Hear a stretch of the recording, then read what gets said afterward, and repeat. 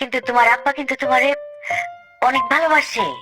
আম্মা, আমি কিছু মনে করিনি। আমার ছোট্ট রসুল অনেক বড় হয়ে গেছে। মায়ের কষ্টগুলি হজম করে লুকায় রাখো না। এই অন্তরটার মধ্যে অনেক মায়া রাখবা বাবা।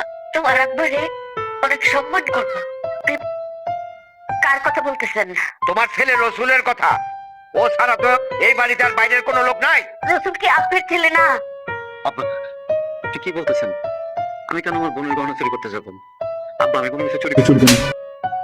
চুপ! আব্বা আব্বা, এই কে তোর আব্বা? হ্যাঁ, আমি তোর বাবা না।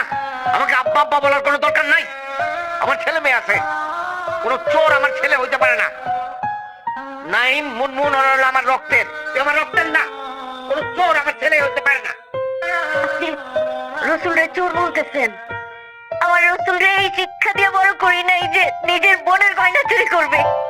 কোনো কিছু চুরি করার মতো ছেলে রসুল না। আপনারা তারা চিনেন নাই, সব